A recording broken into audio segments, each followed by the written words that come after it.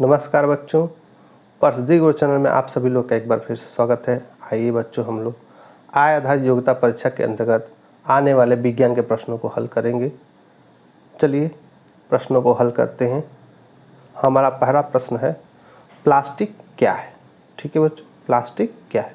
तो प्लास्टिक एक असंतृप्त हाइड्रोकार्बन के उच्च अणुभार वाले बहुलक है। ठीक है, दूसरा ऑप्शन है संतृप्त हाइड्रोकार्बन उच्च अणुभार वाले बहुलक हैं। तीसरा है चारकोल से बना एक पदार्थ है। चौथा रबड़ के पेड़ से निकला एक पदार्थ है। बच्चों, वाकई प्लास्टिक एक असंतृप्त हाइड्रोकार्बन के उच्च अणुभार वाले क्या है? बहुलक है। तो इस तरह हमारा ऑप्शन ए सही हो जाता है।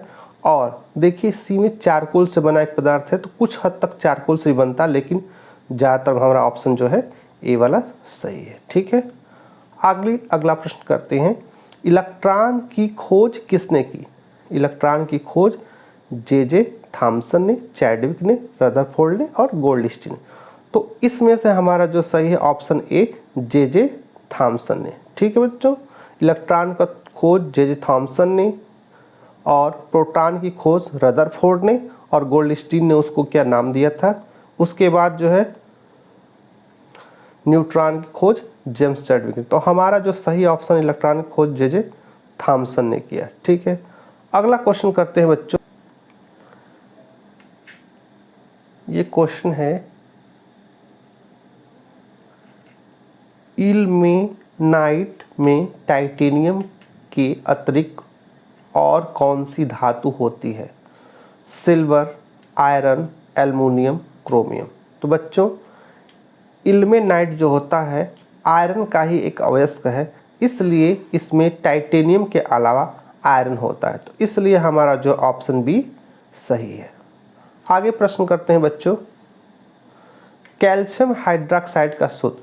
यहाँ कैल्शियम हाइड्रोक्साइड पावर 3 किया है, कैल्शियम पर 2 पावर करके OH और कैल्शियम हाइड्रोक्साइड ये है 2 4।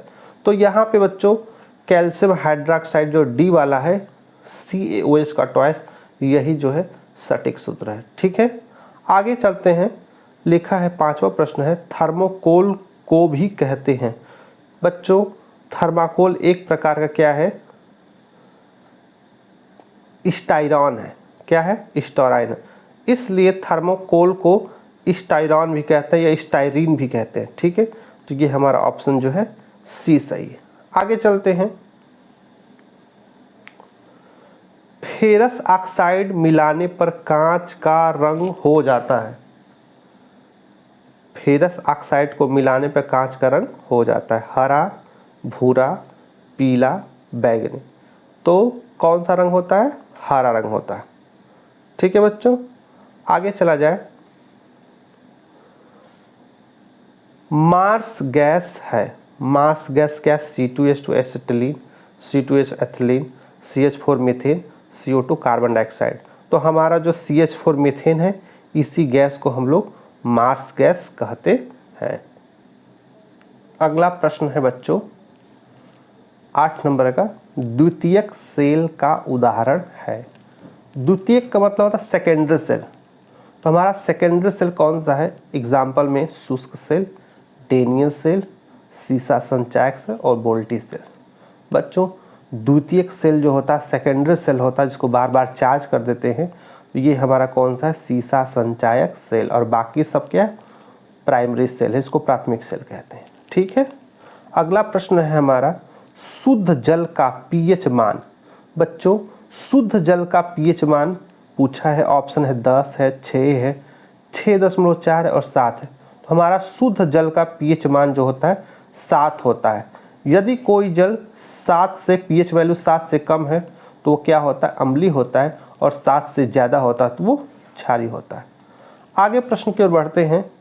ठीक है, P2O5 में फास्फोरस की संयुक्ता मतलब वैलेंसी कितनी है? ठीक है, P2O5 में फास्फोरस की वैलेंसी यानी संयुक्ता कितना है? ठीक है, तो इसमें दिया है 3, 7, 2 और 5। बच्चों, हमारा P2O5 फास्फोरस पेंटाऑक्साइड में हमारा जो है फास्फोरस का जो वैलेंसी है संयुक्ता कितना है? 5 है। इसको हम निकाल सकते हैं ठीक है, आगे चलते हैं। अगला है अग्निशमक यंत्र में फायर एक्सटिंग्विशर, इसको बोलते हैं फायर एक्सटिंग्विशर में कौन सी गैस होती है? Argon, nitrogen, neon, carbon dioxide. बच्चों चूंकि अग्निशमक यंत्र जो होता है फायर एक्सटिंग्विशर आग को बुझाता है और आग को बुझाने के लिए कार्बन डाइऑक्साइड का यूज होता है, इसलिए उसमें कौन सी गैस होती है? Carbon dioxide. आगे चलते हैं बच्चों। अगला प्रश्न बच्चों 12 नंबर, 1 किलोबाइट में होते हैं। चूँकि ये कंप्यूटर से प्रश्न है, 1 किलोबाइट ये मेमोरी को बताता है। 1 किलोबाइट में कितना होता है? 1024 टेराबाइट, 1024 बाइट, 1024 मेगाबाइट और 1024 बीट। तो 1 किलोबाइट इक्वल टू 124 बाइट। ठीक है, 1 किलोबाइट में 1024 बाइट होता है। ठीक है बच्चों, तो ये हमारा सी वाला ऑप्शन सही है। ठीक है, आगे चलते हैं। अगला प्रश्न है, एक सामान्य दोलक की आवृत्ति 10 हर्ट्ज है, तब 4 सेकेंड में कितनी बार दोलन करेगा?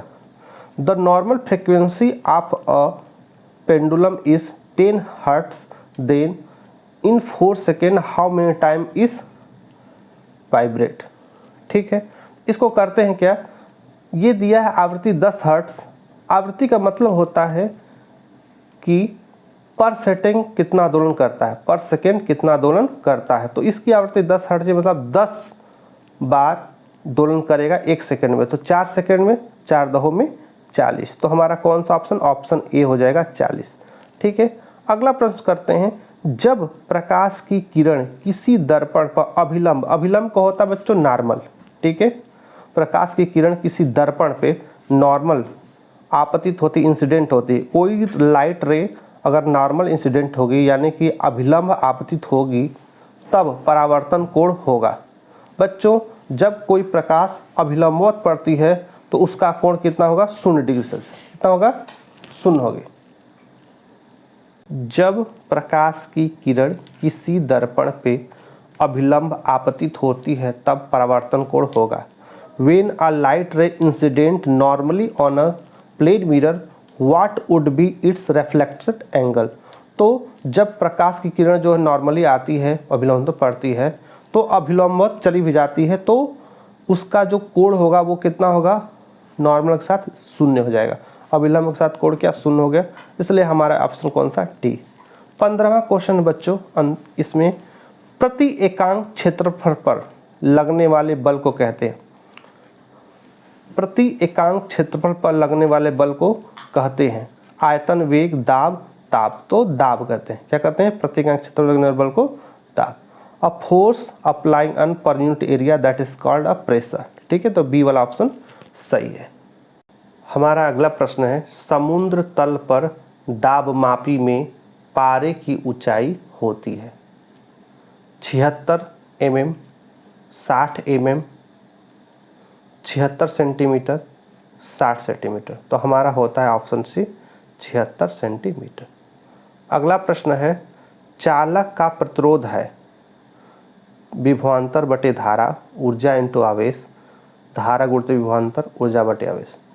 तो चालक का प्रतिरोध बराबर होता है विभवांतर बटे धारा। ये ऑप्शन हमारा ए सही है। अगला प्रश्न करते हैं बच्चों, सूर्य के प्रकाश में पाए जाने वाले 7 रंगों के ठीक मध्य कौन सा रंग होता है? ठीक है बच्चों, तो जब कोई प्रकाश किरण किसी प्रिज्म से गुजरती है तो रंगों में विक्षेपण हो जाता है, वो अपने रंगों में टूट जाता है। तो इसका जो कलर होता है 7 रंग होता है। 7 रंग में कौन सा होता है? विबिग्योर पैटर्न होता है और बीच में जी आता है, जी मतलब ग्रीन। तो बीच का मध्य का जो रंग होता है वो हरा होता है। अगला प्रश्न करते हैं, एसआई पद्धति में आवृत्ति का मात्रक, फ्रीक्वेंसी, आवृत्ति मतलब क्या होता है? फ्रीक्वेंसी, और फ्रीक्वेंसी का मात्रक क्या होता है? हर्ट्ज। तो सीधे हमारा जो ऑप्शन बी सही हो जाएगा। फ्रीक्वेंसी का मात्रक क्या होता है? हर्ट्ज बच्चों। ठीक है, आइए अगले प्रश्न की ओर बढ़ते हैं। प्रथम प्रकार का उत्तोलक है बच्चों। उत्तोलक एक प्रकार का सिंपल मशीन है। इसमें क्या है? प्रथम प्रकार के उत्तोलक में जो होता है बीच में आलम्ब, एक तरफ आयास, एक तरफ भार होता है। तो यहाँ पे सरौता ऐसा है जहाँ पे बीच में आलम्ब यानी फलक्रम, एक तरफ इफर्ट, एक तरफ लोड होता है। ठीक है, तो फर्स्ट टाइप का लीवर जो होता है वो स्रावता होता है। ठीक है, आगे चलते हैं। 21 नंबर क्वेश्चन है, केल्विन पैमाने पर 0 डिग्री सेल्सियस से बराबर होता है। बच्चों ध्यान दीजिए, केल्विन पैमाने पर 0 डिग्री सेल्सियस किसके बराबर होगा? आइए करके देखते हैं। हम क्या करेंगे, किसी भी तापमान जो डिग्री सेल्सियस में है उसको केल्विन बदलने के लिए 273 से जोड़ते हैं। ठीक है बच्चों, तो 0 डिग्री सेल्सियस पर केल्विन में 273 आएगा, तो हमारा ऑप्शन जो है ए वाला सही है। ठीक है, आगे चलते हैं। 22 नंबर प्रश्न है, निम्न में से अदिश राशि है। बच्चों संवेग एक सदिश राशि है, आवेग भी सदिश राशि है, त्वरण भी एक सदिश राशि। कार्य क्या है? एक अदिश राशि। अदिश राशि का मतलब होता है ये स्केलर क्वांटिटी, और ये सब क्या है? Vector quantity.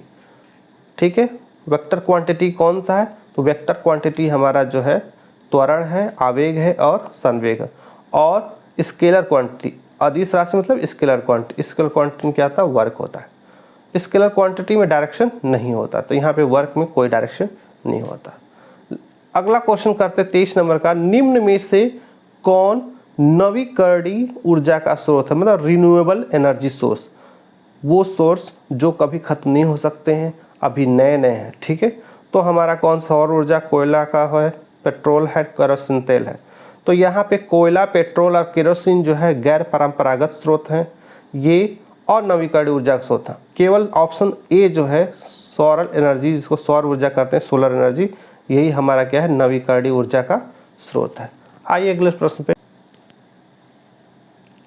हमारा अगला प्रश्न है, टैडपोल के अवयस्क मेढक बनने की प्रक्रिया को कहते हैं निषेचन, रोपण, कायांतरण, मुकुलन। बच्चों टैडपोल को वयस्क मतलब tadpole change into adult frog, तो एक टैडपोल अवयस्क मेढक में बनता है कायांतरण द्वारा। किसको द्वारा बेटा? कायांतरण द्वारा। तो कायांतरण को कहते हैं इंग्लिश में मेटामॉर्फिज्म।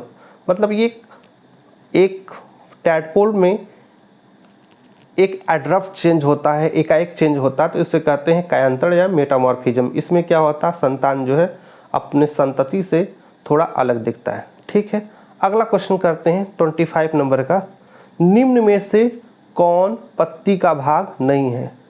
पर्णफलक, बाह्यदल, मध्यसिरा, पर्णवृत्त। तो बच्चों बाह्यदल होता है सेपल, इंग्लिश में बोलते हैं सेपल।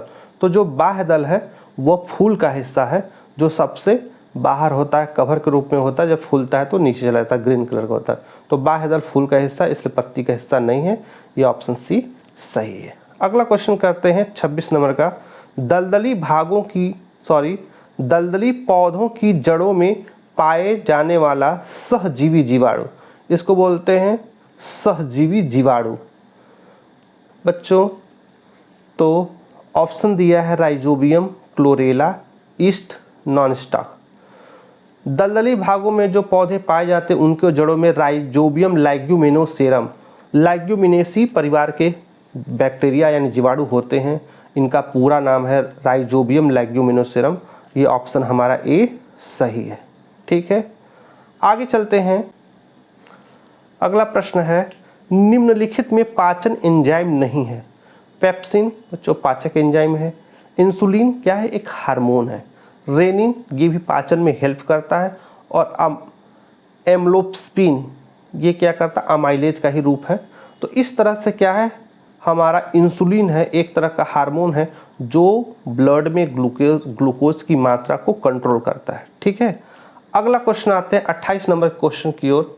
तो पल्मोनरी सिरा खुलती है, कहाँ खुलती है?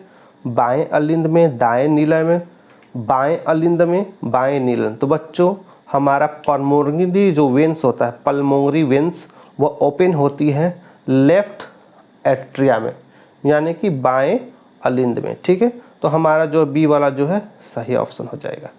ठीक है, आगे चलते हैं क्वेश्चन पे। प्रत्येक जबड़े में कृंतक दांतों की संख्या होती है। 29 नंबर क्वेश्चन है, प्रत्येक जबड़े में कृंतक दांतों की संख्या होती है। बच्चों कृंतक बोलते हैं इनसीजर। ठीक है, इनसीजर कितने होते हैं? तो हमारे पूरे दांत में 4 होते हैं, चूंकि प्रत्येक जबड़े बोल रहे हैं तो प्रत्येक में 2-2 होता है, तो इस तरह से हमारा ऑप्शन जो होता है 2 सही हो जाता है। ठीक है, 2, 4, 6 और 16 दिया है, लेकिन हमारा 2 ऑप्शन सही है। 2 पहले जबड़े में और मतलब अपर जबड़े में, 2 लोअर जबड़े में। ठीक है, तो इस तरह हमारा आंसर 2 हो जाता है। आगे प्रश्न चलते हैं बच्चों। निम्न में से कौन सा जलीय पौधा है? बच्चों इसमें दिया ड्रोसेरा, गुलाब, हाइड्रेला और हाइड्रा। तो हाइड्रेला जो होता है ये सबमर्ज वाटर प्लांट है, ये एक्वेटिक प्लांट है, जलीय पौधा एक्वेटिक प्लांट है। हाइड्रेला को सबमर्ज वाटर प्लांट भी कहते हैं। ठीक है, तो इस तरह हाइड्रेला हमारा जलीय पौधा हो गया। अगला 31 नंबर का है, कूटपाद पाया जाता है। कूटपाद को इंग्लिश में होता है स्यूडोपोडिया, मतलब छद्म पाँव या पैर। तो यूग्लिना में, काकरोच में, पैरामीशियम में, अमीबा में। बच्चों अमीबा में स्यूडोपोडिया पाया जाता है, इसी से वह गति करता है। ठीक है, आगे चलते हैं बच्चों। हमारा अगला प्रश्न है, चाल मोंगरा के बीज का प्रयोग होता है कब्ज ठीक करने में, मलेरिया की दवा में, चर्म रोग उपचार में, जुकाम में। तो चाल मोंगरा सीड ऑफ चाल मोंगरा का यूज होता है बच्चों चर्म रोग उपचार में, ट्रीटमेंट इन स्किन डिजीज। ठीक है, तो सुश्रुत ने चाल मोंगरा के बीज को यूज़ किया था कुष्ठ को ठीक करने में और आँखों के रोग में ठीक करने में। तो ये चर्म रोग के लिए ज़्यादा उपयोग किया जाता है। ये ऑप्शन बी हमारा सही है। ठीक है, अगला प्रश्न करते हैं 33 नंबर का, लाल रक्त कणिकाओं का निर्माण होता है यकृत में, मस्तिष्क में, अस्थि मज्जा में, प्लीहा में। वेयर इज रेड ब्लड कार्पस्कुलस और सेल इज फॉर्म्ड। तो रेड ब्लड सेल कहाँ फॉर्म होता है? तो अस्थि मज्जा में। हमारा ऑप्शन बी है बोन मेरो। क्या बोलते हैं इंग्लिश में? Bone marrow. ठीक है, अगला क्वेश्चन है 34 नंबर का, प्राकृतिक चयनवाद का सिद्धांत प्रतिपादित किया। ये है डॉक्ट्रिन ऑफ नेचुरल सिलेक्शन। किसने किया था? डार्विन ने, लैमार्क ने, मेंडल ने, जगदीश चंद्र बोस ने। तो नेचुरल सिलेक्शन का जो थ्योरी दिया था या डॉक्ट्रिन दिया था ये डार्विन ने दिया था। तो हमारा ऑप्शन ए सही हो जाता है। आते हैं अपने अंतिम क्वेश्चन पर 35 नंबर का, अपस्थानिक जड़ का उदाहरण। अपस्थानिक जड़ को इंग्लिश में टैप रूट कहते हैं। धान, गुलाब, मटर, आम। धान, गुलाब और मटर जो है इसमें फाइबरस रूट यानी झगड़ा जल पाया जाता है, और आम जो है इसमें अपस्थानिक जड़ यानी टैप रूट पाया जाता है।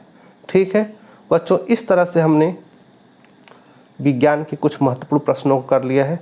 बच्चों कहीं से भी आपको ये वीडियो या क्लास पसंद आती है तो आप लाइक और सब्सक्राइब जरूर करिए, और आप यदि मेरे चैनल पर नए हैं तो बेल आइकन को जरूर दबाइए ताकि आपको सबसे पहले हमारा वीडियो मिल सके। ठीक है बच्चों, धन्यवाद।